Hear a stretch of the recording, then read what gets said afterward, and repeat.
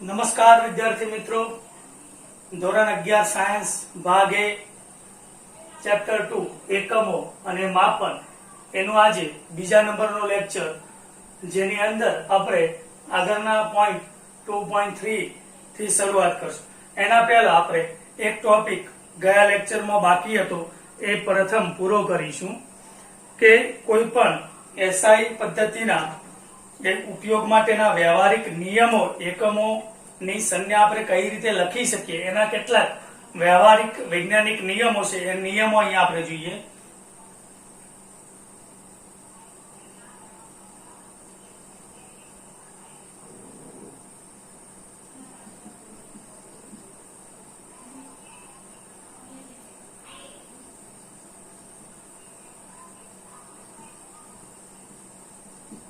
SI પદ્ધતિ ના ઉપયોગના વ્યવહારિક નિયમો 5 નિયમો છે, જે આપણે એસઆઈ એકમ પદ્ધતિમાં 7 મૂળભૂત ભૌતિક રાશિઓ, એના એકમો અને સંજ્ઞા આપણે નક્કી કરી હતી. એ પ્રમાણે પહેલો જે એનો નિયમ આપણને આપેલો છે કે દરેક ભૌતિક રાશિનો એકમ તેના સંકેત મુજબ જ લખવું. દરેક ભૌતિક રાશિનો એકમ તેના નક્કી થયેલા સંકેત મુજબ જ લખો. આ આપણો પહેલો નિયમ થશે. બીજો નિયમ છે કે એકમની સંકેત જે છે એ સંકેત અક્ષરની વચ્ચે કે અંતે ક્યાંય પૂર્ણ વિરામ કે અલ્પ વિરામ લખવાનું નથી. એટલે એકમના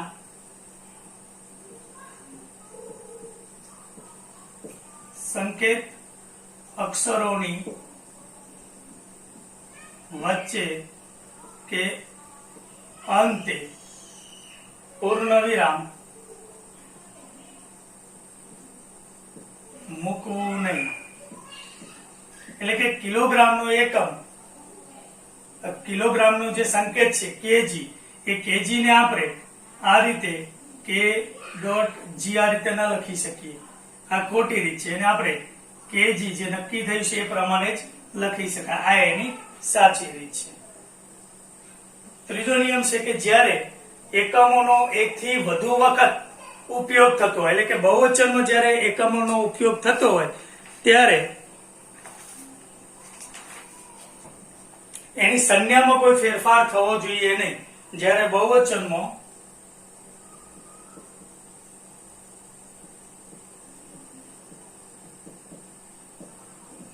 એકમોનો ઉપયોગ થતો હોય ત્યારે તેની સંજ્ઞામાં કોઈ ફેરફાર થવો જોઈએ નહીં.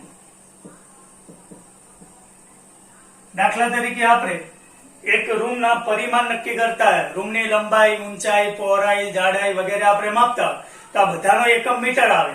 તો એને આપણે મીટર્સ એવું લખી શકીએ નહીં. બહુવચનમાં એનો ઉપયોગ કરવાનો નથી. એની સંજ્ઞા જે છે મીટર તો આપણે એમ જ લખીશું, ભલે આપણે એનો એકથી વધુ વખત ઉપયોગ કરીએ છીએ. એટલે કે બહુવચનમાં એકમોનો ઉપયોગ થતો હોય ત્યારે એની સંજ્ઞામાં કોઈ ફેરફાર થવો જોઈએ નહીં. એટલે કે સંજ્ઞા એ બહુવચનમાં લખવાની નથી. અને ચોથો નિયમ છે કે જ્યારે આપણે ભૌતિક રાશિને અંશ અને છેદમાં એક દર્શાવવાની થાય,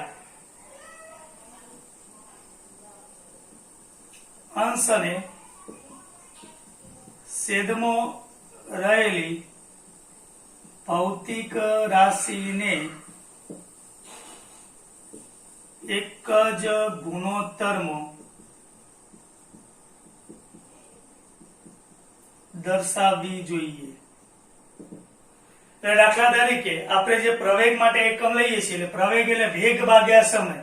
વેગનો એકમ મીટર પ્રતિ સેકન્ડ ભાગ્યા સમય એટલે સેકન્ડ. તો આ રીતે બે ગુણોત્તરમાં એને ન દર્શાવી શકાય. એને આપણે મીટર પ્રતિ સેકન્ડ સ્ક્વેર અથવા મીટર સેકન્ડ -2 લખી શકીએ. આ રીતે જ આપણે એને લખવા જોઈએ. એક જ ગુણોત્તરમાં દર્શાવવાનું. જ્યારે ભૌતિક રાશિને અંશ અને છેદમાં રહે હોય ત્યારે એને એક જ ગુણોત્તરમાં દર્શાવવી જોઈએ. અને પાંચમો નિયમ છે એનો કે કેટલીક ભૌતિક રાશિની શોધ એક જે તે વૈજ્ઞાનિકે કરેલી હોય, એની વ્યાખ્યા વૈજ્ઞાનિકે આપેલી હોય, એટલે કે વૈજ્ઞાનિકના નામ ઉપરથી એનો એકમ હોય. દાખલા તરીકે વિદ્યુત પ્રવાહનો એકમ આપણે એમ્પિયર લઈએ, જે એમ્પિયર વૈજ્ઞાનિકના નામ ઉપરથી લઈએ છીએ. તો જ્યારે જે તે ભૌતિક રાશિનો એકમ આ વૈજ્ઞાનિકના નામ ઉપરથી દર્શાવવાનો હોય, ત્યારે જો આપણે એનું આખું નામ લખવું હોય તો એ સ્મોલ લેટર્સમાં લખવાનું, અને માત્ર એને એક જ અક્ષર સંજ્ઞા સ્વરૂપે દર્શાવવું હોય તો એના નામનો પહેલો અક્ષર એ આપણે કેપિટલમાં લખવો જોઈએ. જેમ કે અહીંયા આપણને આપેલું છે કે બળનો એકમ એ આપણે ન્યૂટન લઈએ છીએ, તો બળનો એકમ ન્યૂટન જો વૈજ્ઞાનિકના નામ ઉપરથી છે, જો એને આપણે આખું લખવું હોય તો એનું આખું નામ આપણે આ રીતે બધું સ્મોલમાં લખવાનું છે, અથવા માત્ર એક જ અક્ષર તરીકે એની સંજ્ઞા સ્વરૂપે એને દર્શાવવો હોય તો એ વૈજ્ઞાનિકના નામનો પહેલો અક્ષર એ કેપિટલમાં લખવાનો થશે. તો આ 5 એ એસઆઈ પદ્ધતિમાં જે 7 ભૌતિક રાશિ નક્કી થઈ છે એના એકમોની સંજ્ઞા કઈ રીતે લખવી, વ્યવહારિક કઈ રીતે એના ઉપયોગ કરવો, એ અહીંયા આપણને આપેલું છે. ફરી એકવાર હાઇલાઇટ કરી દઈએ છીએ કે દરેક ભૌતિક રાશિનો એકમ એના નક્કી થયેલા સંકેત પ્રમાણે જ લખવો જોઈએ. એકમના સંકેત અક્ષરોની વચ્ચે કે અંતે પૂર્ણ વિરામ મૂકવું નહીં. જ્યારે બહુવચનમાં એકમનો ઉપયોગ થતો હોય ત્યારે એની સંજ્ઞામાં કોઈ ફેરફાર થવો જોઈએ નહીં. અંશ અને છેદમાં રહેલી ભૌતિક રાશિને હંમેશા એક જ ગુણોત્તરમાં દર્શાવવામાં આવે છે, અને જ્યારે કોઈ ભૌતિક રાશિનો એકમ એ વૈજ્ઞાનિકના નામ ઉપરથી લખવાનો હોય ત્યારે એનું આખું નામ લખવું હોય તો સ્મોલ લેટર્સમાં, અને માત્ર એક અક્ષર સંકેત સ્વરૂપે લખવું હોય તો એના નામના શબ્દનો પહેલો અક્ષર એ આપણે કેપિટલમાં લખીએ છીએ. આ એના 5 નિયમો છે, તમે નોંધી લેજો. ત્યારબાદ આપણે જોઈએ 2.3 લંબાઈનું માપન. લંબાઈનું માપન એ લંબાઈના માપનની કેટલીક પ્રત્યક્ષ રીતો, પ્રત્યક્ષ અને પરોક્ષ એવી 2 રીતે આપણે લંબાઈનું માપન કરી શકીએ. પ્રત્યક્ષ એટલે કોઈ સાધન વડે આપણે સીધા જ એનું માપન કરીએ, અને પરોક્ષ કોઈ અન્ય રીતે આપણે એનું માપન કરીએ છીએ. તો લંબાઈના માપનની પ્રત્યક્ષ રીતમાં આપણે જોઈએ તો એના 3 મુદ્દા અહીંયા આપણને આપેલા છે, અને જ્યારે 11 સાયન્સમાં તમે પ્રેક્ટિકલ શરૂ કરશો તો પ્રેક્ટિકલની અંદર એ સાધનોનો ઉપયોગ કઈ રીતે કરવો એનો આપણને ખ્યાલ આવશે. 10⁻³ મીટર થી લઈ 10⁻² મીટર આટલા ક્રમના માપન માટે આપણે સીધા જ મીટર પટ્ટીનો ઉપયોગ કરીએ. મીટર પટ્ટી વડે આપણે 2 બિંદુઓ વચ્ચેનું અંતર પ્રત્યક્ષ રીતે માપી શકીએ છીએ. 10⁻⁴ મીટરના ક્રમનું ચોકસાઈપૂર્વકનું માપન કરવા માટે વર્નિયર કેલિપર્સ, આ પ્રેક્ટિકલની અંદર પહેલો જ પ્રેક્ટિકલ વર્નિયર કેલિપર્સનો છે, એટલે આપણને આ સાધનનો કઈ રીતે ઉપયોગ કરી અને આપણે આટલા ક્રમનું માપન કરી શકીએ પ્રેક્ટિકલમાં શીખીશું. એટલે 10⁻⁴ મીટરના ક્રમનું ચોકસાઈપૂર્વકનું માપન કરવા માટે વર્નિયર કેલિપર્સ નામના સાધનનો ઉપયોગ થાય છે. 10⁻⁵ મીટરના ક્રમના માપન માટે માઇક્રોમીટર, સ્ક્રૂ ગેજ, આ પણ પ્રેક્ટિકલની અંદર સાધન આવશે, અને સ્ફેરોમીટર એ પણ પ્રેક્ટિકલની અંદર આપણને જોવા મળશે. તો આ સાધનનો ઉપયોગ થાય છે. એટલે VSQ કે MCQ માટે આપણે આ યાદ રાખવાનું છે. તો આ 3 જે સાધનોના નામ આપે છે, મીટર પટ્ટી, વર્નિયર કેલિપર્સ, સ્ક્રૂ ગેજ અથવા સ્ફેરોમીટર. તો આ સાધનો દ્વારા આપણે કોઈ વસ્તુનું માપન જે તેના માપક્રમ આપણને આપેલા છે એ પ્રત્યક્ષ રીતે આપણે માપી શકીએ છીએ. પરંતુ જ્યારે આપણે પૃથ્વી અને કોઈ ગ્રહ, ચંદ્ર કે સૂર્ય વચ્ચેનું અંતર માપવું હોય ત્યારે આપણે પ્રત્યક્ષ રીતે માપવું અવ્યાવહારિક છે, એટલે ત્યાં આપણે પરોક્ષ રીતનો ઉપયોગ કરવો પડે છે. એટલે 2.3.1 એમાં મોટા અંતરના માપન માટે આપણે કેટલીક પરોક્ષ રીતો શીખવાની છે. એમાં પહેલી રીત આપણને આપેલ છે દ્રષ્ટિ સ્થાન ભેદની રીત. પરીક્ષા માટે અગત્યનો પ્રશ્ન છે કે કોઈ 2 પદાર્થો વચ્ચે ખૂબ જ વધુ અંતર હોય, એટલે કે પૃથ્વી આપેલી છે, અહીંયા આપણને કોઈ ગ્રહ આપેલો છે, તો એ વચ્ચેનું અંતર માપવા માટેની પરોક્ષ રીત દ્રષ્ટિ સ્થાન ભેદની રીત.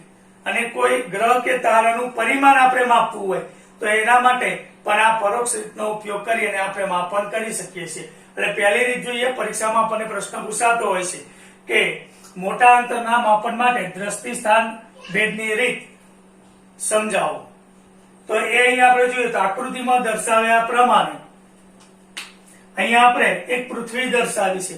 પૃથ્વી પરના કોઈ પણ બે સ્તર, અહીંયા આપણે વ્યાસને અંતે આવેલા સ્તર દર્શાવીએ છીએ. વ્યાસનું માપ આપણે b લઈ લઈએ, AB બરાબર b. જરૂરી નથી કે વ્યાસને અંતે આવેલા જ બે અવલોકન સ્થાન લેવા, એ આપણે પૃથ્વી પરના કોઈ પણ બે અવલોકન સ્થાન પસંદ કરી શકીએ. આ બંને સ્થાનથી આપણે ગ્રહ P ને જોઈએ છીએ. એટલે જો A ઉપર ઉભો રહી અને કોઈ અવલોકનકાર P ને જોઈએ તો AP એની દ્રષ્ટિ રેખા થશે. એ રીતે B સ્થાને હોય તો BP એની દ્રષ્ટિ રેખા થશે. એટલે આ સ્થાન, અવલોકન સ્થાન અને ગ્રહ વચ્ચેનું અંતર આપણે D તરીકે લઈએ છીએ. અને આ બે દ્રષ્ટિ રેખા વચ્ચે અંતરાયેલો ખૂણો અહીંયા આપણે થીટા લઈએ છીએ. એટલે આ મૌલિકતાથી જ આકૃતિનું વર્ણન આપણે સ્ટેપ બાય સ્ટેપ લખવાનું છે કે અહીંયા આકૃતિમાં દર્શાવ્યા પ્રમાણે પૃથ્વીથી ગ્રહનું અંતર પૃથ્વીના વ્યાસ કે પૃથ્વી પરના કોઈ પણ બે અવલોકન સ્થાનો વચ્ચેના અંતરની સરખામણીમાં ઘણું જ મોટું હોવાથી બરાબર સમજો કે અહીંયા જે D આપેલું છે એ ગ્રેટર ધેન સ્મોલ b છે. પૃથ્વી પરના બે અવલોકન સ્થાન વચ્ચેના અંતર કરતા પૃથ્વીથી ગ્રહ વચ્ચેનું અંતર ઘણું મોટું છે. એટલે કે આ અંતરની સરખામણીમાં આ અંતર ઘણું નાનું હોય છે. D greater than b. અહીંયા આકૃતિમાં દર્શાવ્યા પ્રમાણે બે દ્રષ્ટિ રેખા વડે અંતરાયેલો ખૂણો થીટા એને દ્રષ્ટિ સ્થાન ભેદ કોણ કહેવાય છે. અને આ થીટાનું મૂલ્ય ખૂબ જ નાનું હોય છે. જેટલું આ અંતર વધારે હશે પૃથ્વી અને આપેલ ગ્રહ વચ્ચેનું, એટલું આ ખૂણો નાનો થશે. તો ખૂણાની રેડિયનમાં વ્યાખ્યા અનુસાર આપણે જોઈએ તો ખૂણો બરાબર ચાપ ભાગ્યા ત્રિજ્યા. એટલે ખૂણો થીટા બરાબર ચાપ ભાગ્યા ત્રિજ્યા. ચાપ, હવે અહીંયા આપણે ગ્રહ P ને કેન્દ્ર તરીકે લઈએ અને આ AB જે આપણને આપેલી છે એને ચાપ તરીકે લઈએ. એટલે કે આ AP એ ત્રિજ્યા હોય અને આ કેન્દ્ર હોય એવું કાલ્પનિક વર્તુળ વિચારીએ આપણે તો આ AB જે છે એ એની ચાપ થશે. એટલે ચાપ AB ભાગ્યા ત્રિજ્યા AP લો અથવા BP લો, બંને સમાન હશે. એટલે અહીંયા AB એટલે શું છે તો બે અવલોકન, પૃથ્વી પરના બે અવલોકન સ્થાન વચ્ચેનું અંતર સ્મોલ b ભાગ્યા AP એટલે પૃથ્વી અને ગ્રહ વચ્ચેનું અંતર સ્મોલ d. એટલે અહીંયા થીટા બરાબર b બાય d. તો આપણે જે શોધવું છે પૃથ્વી અને ગ્રહ વચ્ચેનું અંતર d બરાબર b બાય થીટા. થીટા એ રેડિયનમાં લેવાનું છે. તો આ સૂત્રની મદદથી આપણે કોઈ પણ આવા ખૂબ જ દૂર રહેલા બે પદાર્થો વચ્ચેનું અંતર એ આ દ્રષ્ટિ સ્થાન ભેદ રીતથી માપી શકીએ છીએ. બીજી રીત આપણને આપેલી છે કે ગ્રહ કે તારાનો પરિમાણ કઈ રીતે આપણે નક્કી કરી શકીએ. તો એ રીત અહીંયા આપણે જોઈએ છીએ.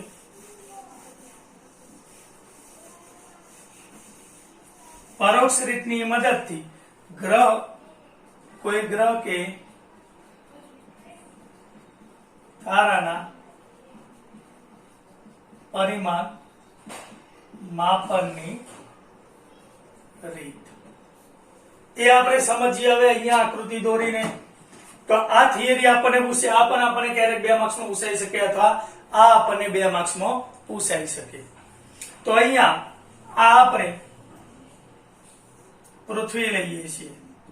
પૃથ્વીની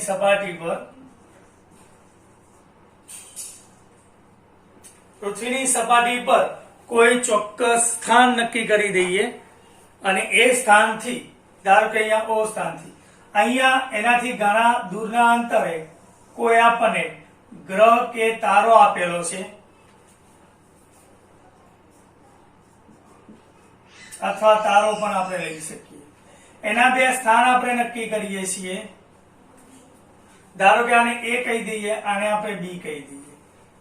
હવે પૃથ્વીની સપાટી પરના અવલોકન સ્થાન બિંદુ O થી ધારો કે કોઈ વ્યક્તિ ટેલિસ્કોપની મદદથી, બરાબર સમજો કે અહીંયા ટેલિસ્કોપની મદદથી આ ગ્રહનું નિરીક્ષણ કરી રહ્યો છે, અવલોકન કરે છે અને એ અહીંયા એ સ્થાન એનું ટેલિસ્કોપનું ફોકસ કરે છે. એટલે આ રીતે એનું ફોકસ કરશે.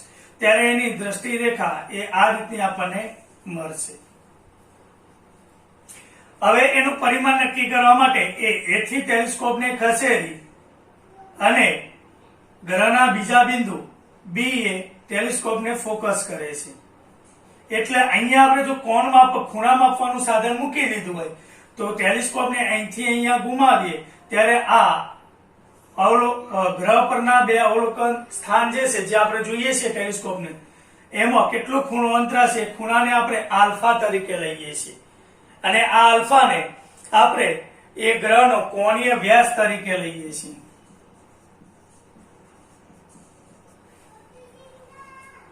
ગ્રહ પરના બે અવલોકન બિંદુઓ વચ્ચેનું અંતર ડી કહી દઈએ આપણે અને પૃથ્વી અને ગ્રહ વચ્ચેનું અંતર એને કેપિટલ ડી કહી દઈએ.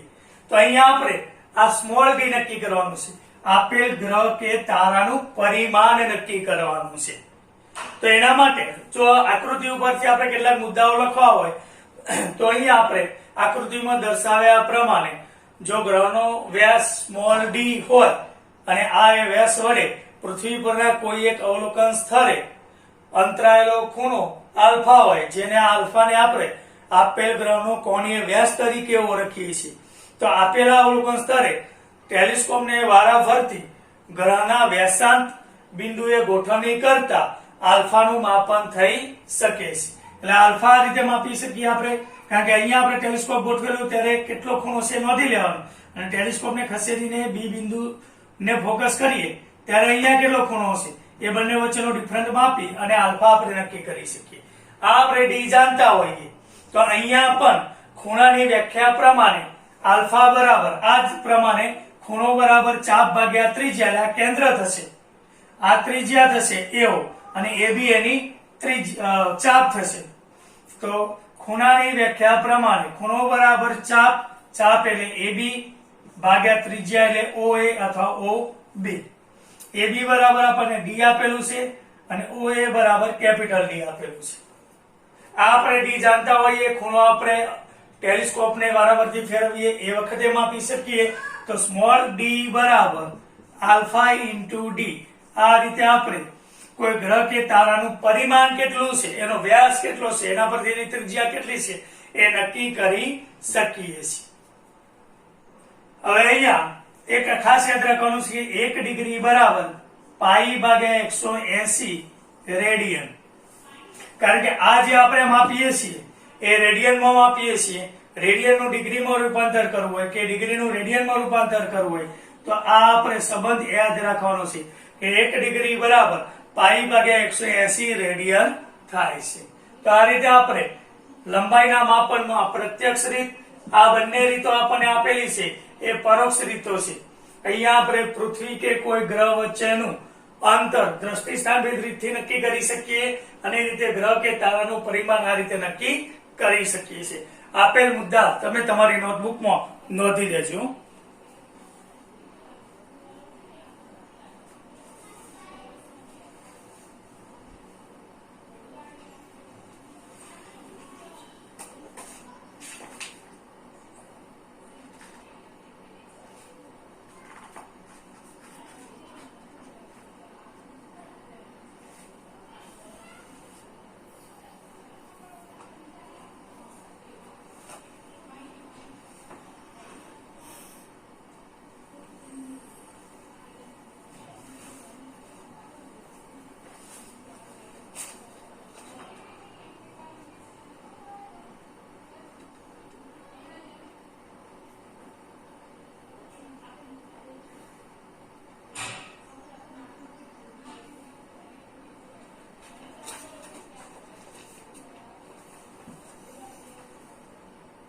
ત્યારબાદ આપણને મિત્રો એક્ઝામ્પલ આપેલા છે, પણ ઉદાહરણના એક્ઝામ્પલ આપણે એક સાથે જ લઈશું. એના પછી 2.3.2 ખૂબ જ સૂક્ષ્મ અંતરોના અંદાજ મેળવો, એમાં અણુનું પરિમાણ કઈ રીતે નક્કી કરવું એના વિશે આપણને આપેલું છે. આપણે જોયું કે ખૂબ જ સૂક્ષ્મ અંતરો જેમ કે અણુનું પરિમાણ એ 10⁻⁸ મીટર થી 10⁻10 મીટરના માપન માટે આપણે સ્ક્રૂ ગેજ કે એના જેવા બીજા માપનના સાધનનો ઉપયોગ કરી શકીએ નહીં. એના માટે માઇક્રોસ્કોપનો ઉપયોગ કરવો પડે, પણ માઇક્રોસ્કોપની પણ કેટલીક મર્યાદાઓ છે જેની તપાસ કરવી છે. જે તંત્રને જોવા માટે ઓપ્ટિકલ માઇક્રોસ્કોપ, જેની અંદર દ્રશ્ય પ્રકાશનો ઉપયોગ થાય છે.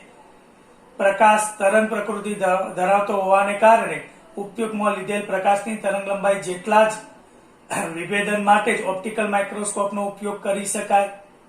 દ્રશ્ય પ્રકાશની તરંગ લંબાઈ આપણને ખબર છે 4000 એંગસ્ટ્રોમ થી લઈ 7000 એંગસ્ટ્રોમ. 1 એંગસ્ટ્રોમ એટલે 10⁻10 મીટર, 10⁻8 સેન્ટીમીટર અથવા 10⁻7 મિલીમીટર થાય.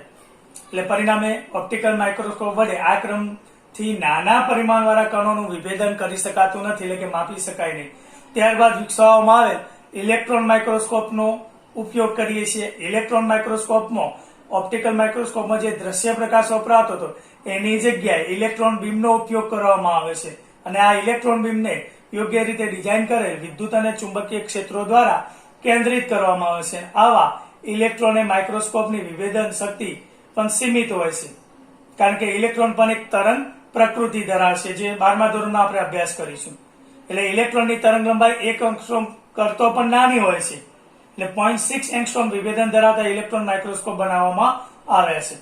હાલમાં આપણે વિકસાવેલ ટનલિંગ માઇક્રોસ્કોપ ની વિભેદન મર્યાદા 1 એંગસ્ટ્રોમ કરતો વધુ સારી છે, અને એની મદદથી અણુઓના પરિમાણનો અંદાજ મેળવી શકાય છે.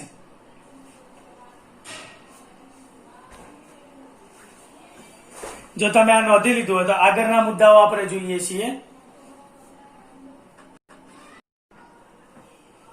ત્યારબાદ આગળનો મુદ્દો વિદ્યાર્થી મિત્રો આપણે જોઈએ.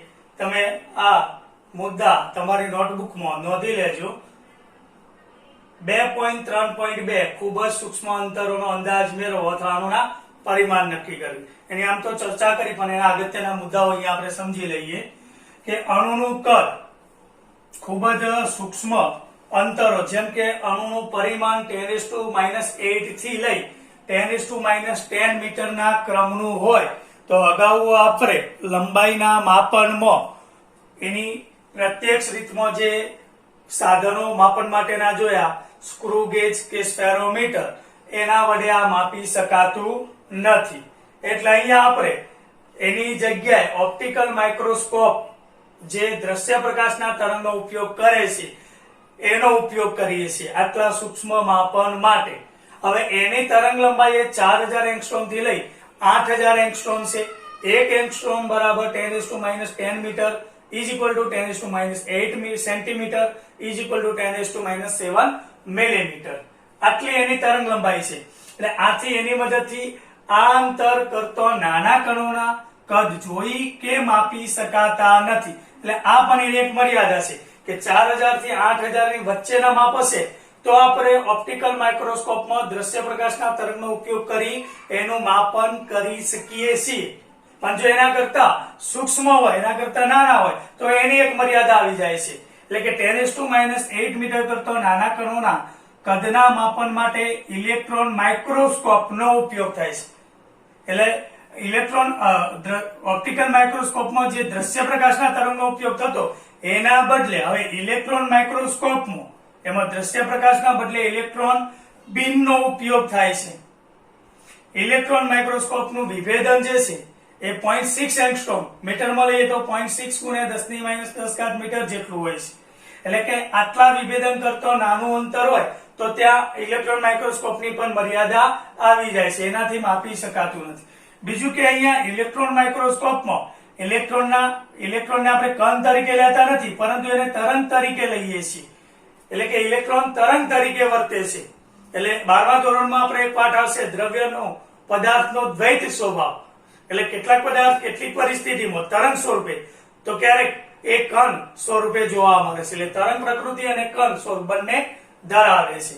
અણુની સાઈઝનો અંદાજ મેળવવા માટે STM સ્કેનિંગ ટનલિંગ માઇક્રોસ્કોપનો ઉપયોગ થાય છે.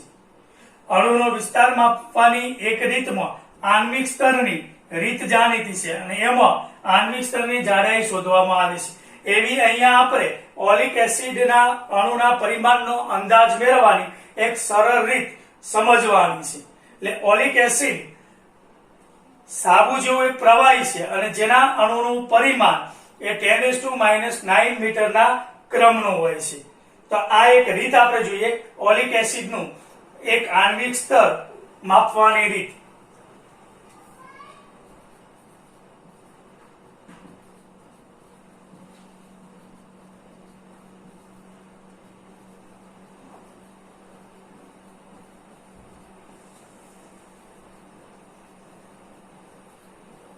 ઘણીવાર પરીક્ષામાં તમને આ પ્રશ્ન અલગથી પૂછાઈ શકે કે ઓલિક એસિડના આણ્વિક સ્તરની જાડાઈ માપવાની રીત વર્ણવો અથવા સમજાવો. તો એ અહીં આપણે સમજવા જઈ રહ્યા છીએ. આ મુદ્દાઓ જે છે અગત્યના છે, તમારી નોટબુકમાં નોંધી લેજો.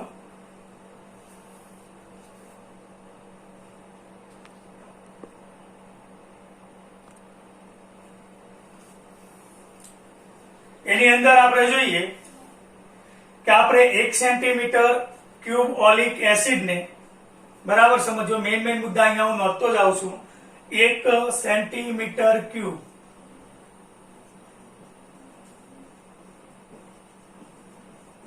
ઓલિક એસિડ ને આલ્કોહોલમાં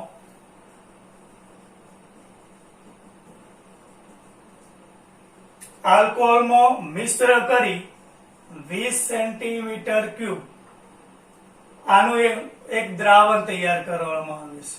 1 સેન્ટીમીટર ક્યુબ ઓલિક એસિડ ને એક પાત્રમાં લઈ એમાં આલ્કોહોલ ઉમેરી 20 સેન્ટીમીટર ક્યુબ નું એક દ્રાવણ તૈયાર કરવામાં આવે છે. આ તૈયાર થયેલું જે દ્રાવણ છે એમાં આપણે ફરીથી 1 સેન્ટીમીટર ક્યુબ દ્રાવણ લઈ અને ફરીથી આ જ રીતે આલ્કોહોલ મિશ્ર કરી 20 સેન્ટીમીટર ક્યુબ નું બીજું દ્રાવણ તૈયાર કરવામાં આવશે. એટલે બરાબર સમજો કે આપણે એક પાત્ર લઈએ છીએ જેની અંદર 1 સેન્ટીમીટર ક્યુબ એનું કદ આપેલું છે ઓલિક એસિડ અને બાકીનો આલ્કોહોલ, એવું 20 સેન્ટીમીટર ક્યુબ નું દ્રાવણ તૈયાર કરીએ છીએ. હવે આ પાત્રમાં તૈયાર થયેલ જે દ્રાવણ છે એમાંથી 1 સેન્ટીમીટર ક્યુબ દ્રાવણ લઈ એટલે બીજા પાત્રમાં આમાંથી કેટલું 1 સેન્ટીમીટર ક્યુબ આ જે દ્રાવણ તૈયાર થયું એમાંથી 1 સેન્ટીમીટર ક્યુબ દ્રાવણ લઈ અને બાકીનું આલ્કોહોલ નું ફરીથી આપણે બીજું 20 સેન્ટીમીટર ક્યુબ નું દ્રાવણ તૈયાર કરીએ છીએ. સમજાયું ને? ફરીવાર 1 સેન્ટીમીટર ક્યુબ આપણે ઓલિક એસિડ લઈ એમાં બાકીનો આલ્કોહોલ મિશ્ર કરી અને એક પાત્રમાં 20 સેન્ટીમીટર ક્યુબ નું દ્રાવણ તૈયાર કરીશું. ત્યારબાદ બીજું પાત્ર લઈ આ જે દ્રાવણ તૈયાર થયું એમાંથી ફરીથી 1 સેન્ટીમીટર ક્યુબ જેટલું કદ એ દ્રાવણનું લઈ અને બીજો આલ્કોહોલ ઉમેરી 20 સેન્ટીમીટર ક્યુબ નું બીજું એક દ્રાવણ તૈયાર કરવામાં આવે છે. એટલે આ જે દ્રાવણ આપણને મળ્યું એની સાંદ્રતા અહીંયા આપણે જોઈએ તો એની સાંદ્રતા ઓલિક એસિડના પ્રતિ સેન્ટીમીટર ક્યુબ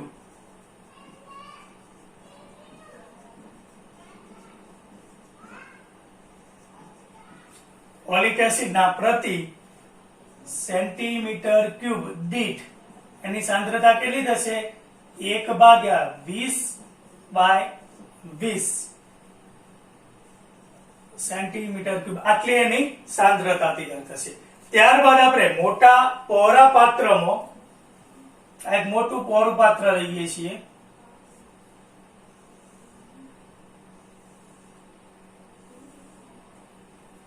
એક મોટા પહોળા પાત્રમાં પાણી ભરી અને એમાં પણ લાઇકોપોડિયમ, આ શબ્દ યાદ રાખજો,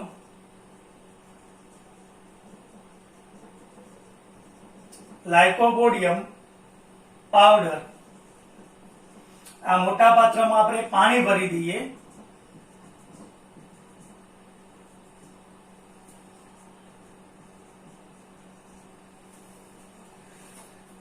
મોટા પાત્રમાં પાણી ભરી એની અંદર લાઇકોપોડિયમ પાવડર નો હલકો છંટકાવ કરવામાં આવે છે. અહીંયા આપણે ધારો કે આ લાઇકોપોડિયમના પાવડરનો છંટકાવ કરીએ છીએ ઉપર.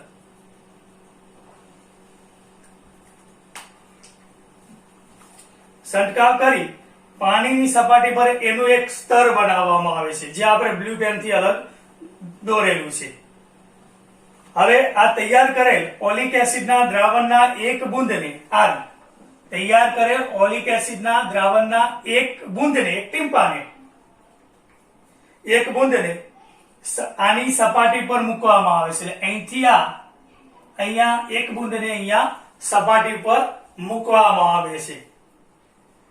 ત્યારે આ બુંદ સપાટી પર પાતળું, મોટું અને લગભગ આખા વર્તુળાકાર આ જે પાત્રનો આકાર છે એના ઉપર આ રીતે આખું આમ વિસ્તરી જાય છે અથવા પ્રસરી જાય છે.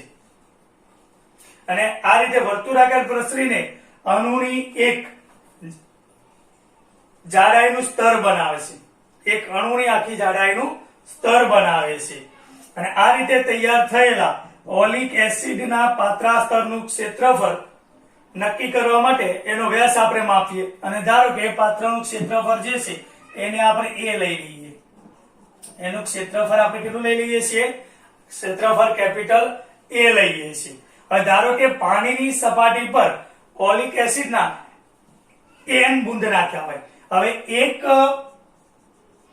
બુંદનું કદ જો આપણે 20 સેન્ટીમીટર ક્યુબ લખીએ તો n બુંદનું કદ કેટલું થશે?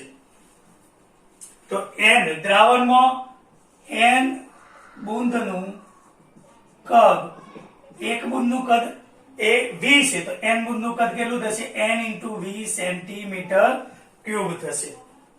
તો દ્રાવણમાં ઓલિક એસિડનું કદ કેટલું થશે? આ મુદ્દા કાઢીને અહીંયા બતાવું છું.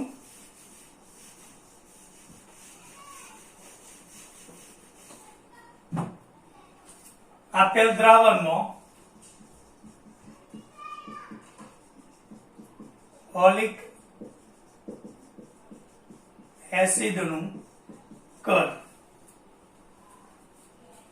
એ n × v 1/20 ક્રોસ 20 જે આપણને આપેલું છે એની સાંદ્રતા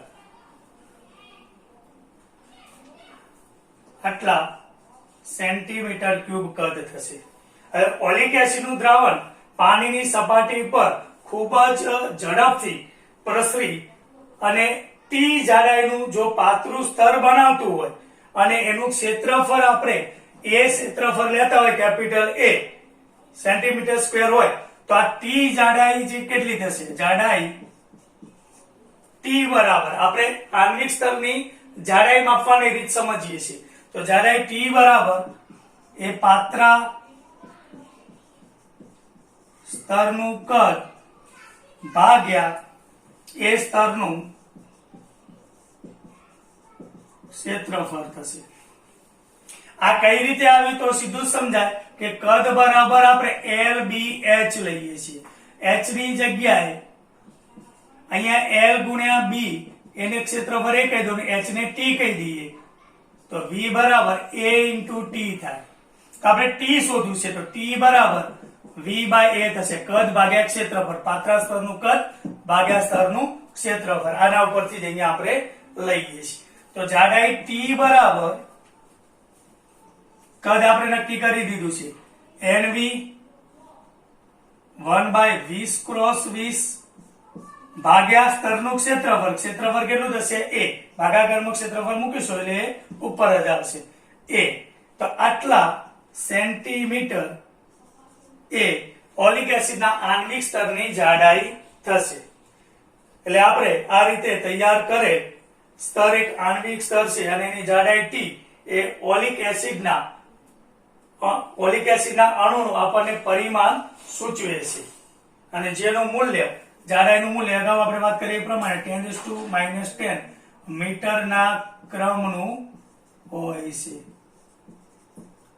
તો આ ઓલિક એસિડના આણ્વિક સ્તરની જાડાઈ માપવાની રીત છે. ફરીવાર આ રીત આપણે સમજી લઈએ. તો એ આકૃતિ અહીંયા દોરવી જરૂરી નથી, સમજવા માટે મેં દોરેલી છે.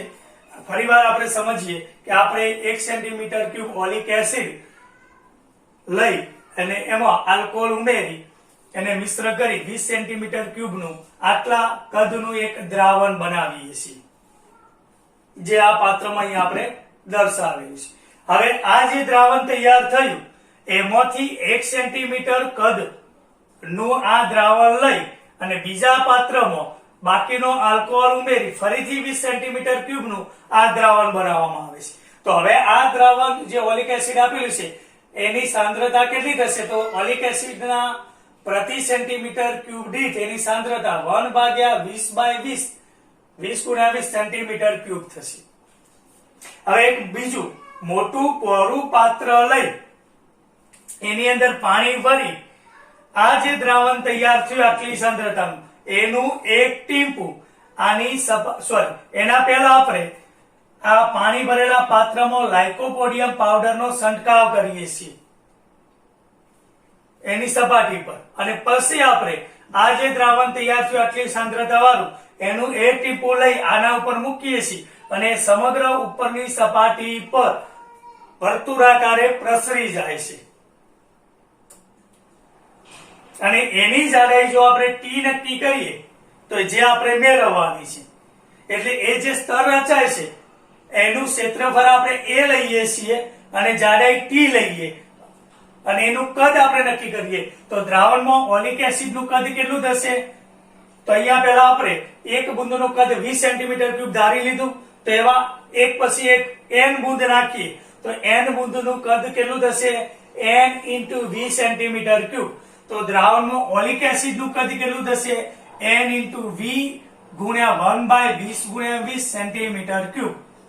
તો આપેલ ઓલિક એસિડના સ્તરની જાડાઈ જો T હોય તો T બરાબર આ સમજાવીએ પરથી પાતળા સ્તરનું કદ ભાગ્યા સ્તરનું ક્ષેત્રફળ, એટલે T બરાબર n × v કદ 20/20 ભાગ્યા સ્તરનું ક્ષેત્રફળ 1 સેન્ટીમીટર. તો આટલી એની જાડાઈ થશે અને આ રીતે આપણે આ નક્કી કરી શકીએ છીએ.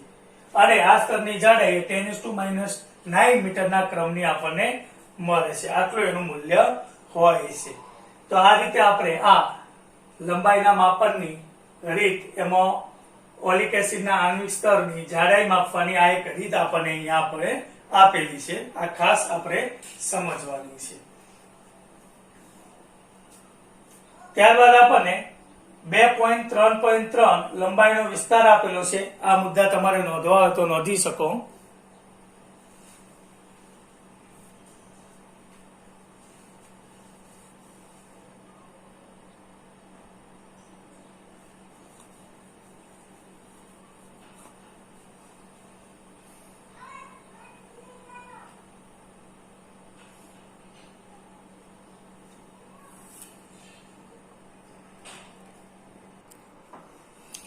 ત્યારબાદ વિદ્યાર્થી મિત્રો આગળનો મુદ્દો જોઈએ આપણે 2.3.3 લંબાઈનો વિસ્તાર.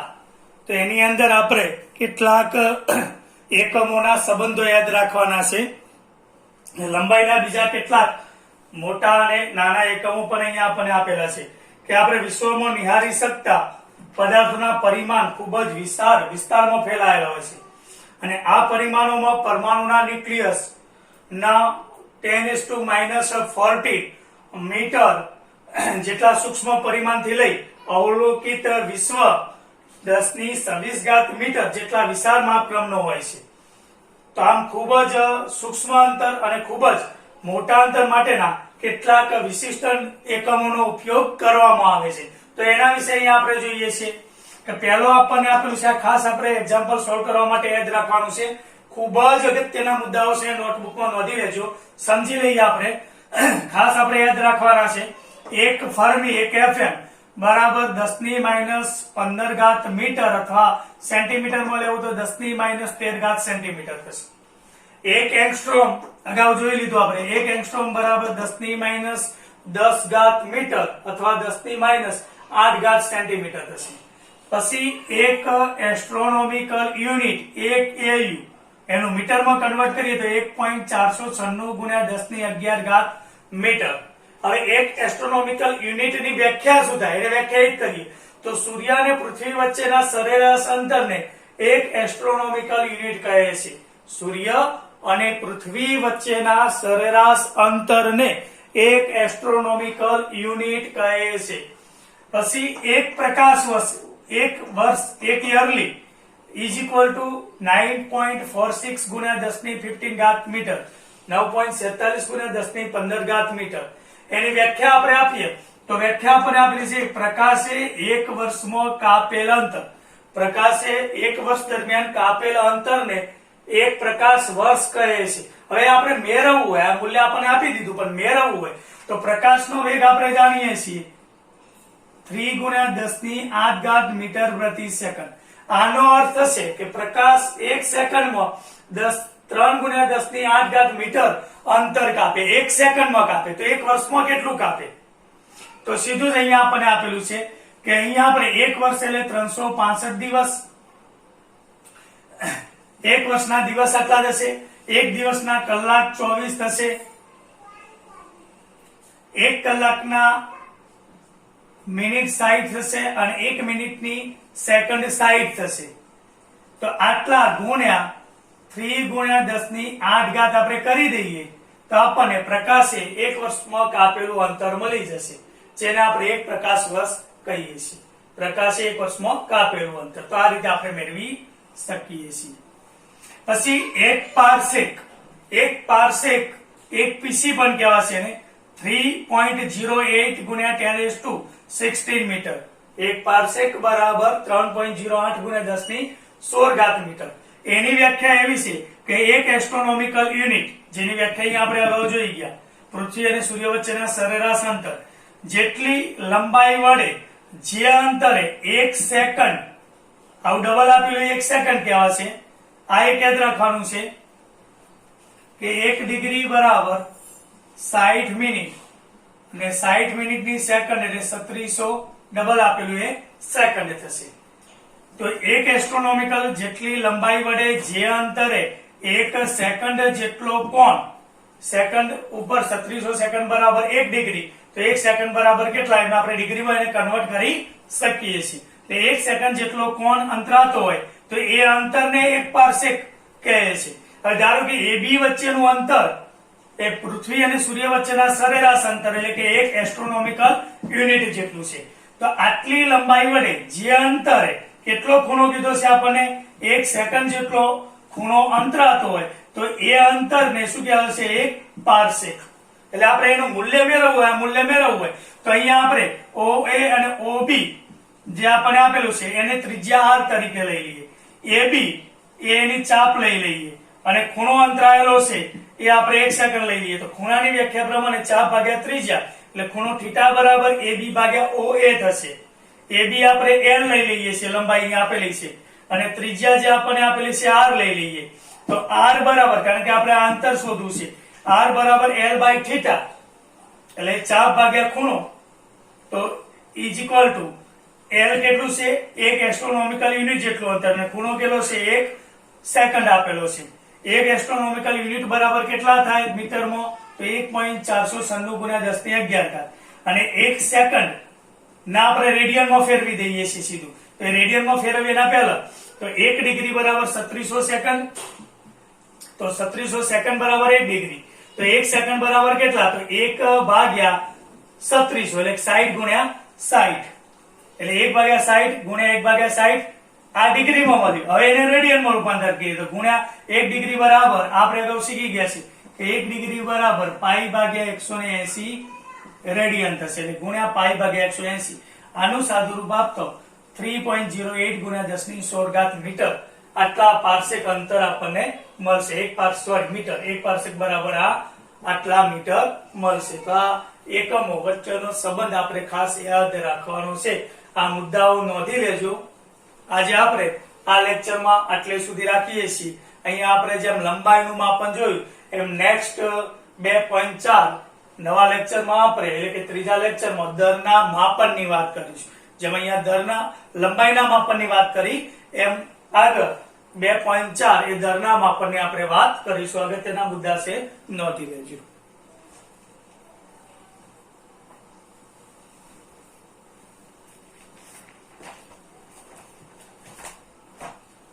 મિત્રો, મારા આ લેક્ચરોમાં તમને વધુ મજા આવતી હોય તો આ ચેનલને લાઈક કરજો, સબસ્ક્રાઇબ કરજો. Thank you. નમસ્તે.